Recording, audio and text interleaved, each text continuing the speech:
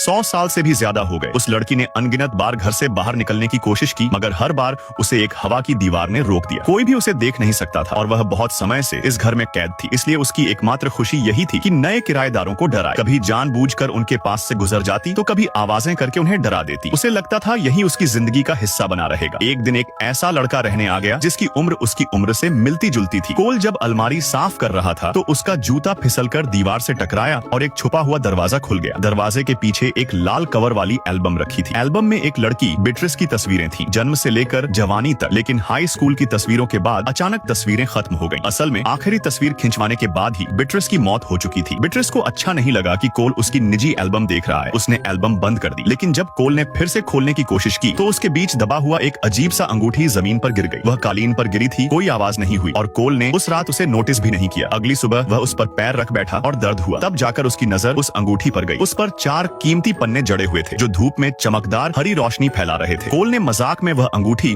अपनी उंगली में पहन ली और अगले ही पल बीट्रिस उसके पीछे खड़ी नजर आई। उसे समझ आ गया कि जब भी अंगूठी पहनी जाती है बीट्रिस को देखा जा सकता है। यह पक्का करके कोल ने डर के मारे अंगूठी उतारकर फेंक दी। उसने फिर से तस्वीरों की एल्बम खोली और देखा कि भूत वही है जो तस्वीरों में थी। तभी फर्श पर पड़ी अंगूठी हवा में तैरने लगी और वहीं रुक गई। कोल ने अंगूठी उठाकर फिर पहन ली। 100 साल बाद कोई इंसान बीट्रिस को देख पा रहा था। बीट्रिस विनती करते हुए बोली कि कोल अंगूठी मत उतारे। कोल भी थोड़ा सहमा हुआ था, मगर लंबे समय तक सोचने के बाद उसने उससे उसके अतीत के बारे में पूछा। बीट्रिस ने बताया कि कई साल पहले वह म्यूजियम से यह अंगूठी उठा लाई थी। बाहर निकलते ही सड़क पर उसका एक्सीडेंट हुआ और उसकी मौत हो गई। लेकिन अगले ही पल उसने खुद को अपने कमरे में पाया। उसी दिन से वह इस घर में कैद हो गई, कभी भी बाहर नहीं जा सकी। बीट्रिस चाहती कि कोल से बातें करती रहे, मगर कोल ने कहा वह भूत से दोस्ती नहीं करना चाहता। उसने कहा चलो एक दूसरे को अनदेखा मानते हैं। बीट्रिस ने मान लिया। जब कोल पढ़ाई करता तो वह जानबूझकर आवाजें करके उसे परेशान करती। धीरे धीरे दोनों की बातचीत में पता चला कि दोनों को संगीत पसंद है। बीट्रिस का जन्म एक संगीत परिवार में हुआ था और उसने बचपन संगीत विद्यालय में ही बिताया। वहीं कोल बचपन से गिटार बजाता था और कोई भी धुन निकाल सकता था। लेकिन पिता की मौत के बाद उसने गिटार बजाना छोड़ दिया था। कोल ने कहा कि वह शोर मचाना बंद करे। बीट्रिस ने हामी भरी, लेकिन खाने के वक्त उसने फिर शरारत की। उसने कोल की माँ के सामने भी मजाक कर दिया, जिससे कोल घबरा गया और तुरंत कोई बहाना बना दिया। रात को कोल फिर कमरे में लौटा और अंगूठी पहनकर बीट्रिस से समझौता किया। उसने कहा मैं अंगूठी पहने रखूंगा, मगर शर्त यह है कि तुम माँ को कभी तंग मत करना। हाल ही में उसने बहुत कुछ सहा है, मैं नहीं चाहता उसे और दर्द। बीट्रिस खुश हुई और तुरंत मान गई। लेकिन जब कोल ने मजाक में उसे 100 साल पुराना भूत कहा तो उसे अजीब लगा। पूछताछ पर कोल ने बताया कि उसकी मौत को 100 साल से भी ज्यादा हो चुके हैं। बीट्रिस को लगा था कि बस 20-30 साल ही गुजरे हैं। उसे हैरानी हुई कि पूरी 1 सदी बीत चुकी है। वह जानना चाहती थी इस 100 साल में दुनिया में क्या बदल गया। तभी उसने गलती से हाथ खिड़की से बाहर निकाल दिया और हैरानी की बात यह कि वह अदृश्य दीवार जो उसे रोकती थी अब गायब हो चुकी थी। बीट्रिस खुशी से झूम उठी और कोल से गुजारिश की कि वह उसे बाहर की दुनिया दिखाए। 100 साल बाद उसने पहली बार घर से बाहर कदम रखा। उसे अब समझ आया कि उसे कैद घर ने नहीं बल्कि अंगूठी ने कर रखा था। अंगूठी जहाँ होगी वह भी वहीं होगी। कोल उसे शहर की गलियों में घूमता रहा। उसने हर चीज का मतलब समझाया, ऑडियो स्टोर ले गया, नई सदी का संगीत सुनाया, इंटरनेट से समाज की तरक्की दिखाई, टीवी से लेकर स्मार्टफोन तक का सफर समझाया। जब उसने स्मार्टफोन देखा जिसमें लाखों गाने आ सकते हैं तो वह बेहद खुश हुई। अगले दिन स्कूल में घोस्ट फेस्टिवल होने वाला था। बीट्रिस भी जाना चाहती थी, यह देखने की उसके पुराने स्कूल में अब क्या बदलाव आए। कोल ने हंसते हुए कहा सब नकली भूत का मेकअप करेंगे, क्या मैं सचमुच का भूत स्कूल ले जाऊं? पर अगले दिन उसने वाकई बीट्रिस को साथ ले ही गया। स्कूल के गेट पर उनकी सहपाठी लिडिया ने उन्हें रोका। बीट्रिस पास खड़ी मजाक करती रही कि लिडिया क्या उसकी गर्लफ्रेंड है। हालांकि उसे सिर्फ कोल ही देख सकता था, लेकिन उसकी बातों ने कोल को असहज कर दिया। उसी समय लिडिया ने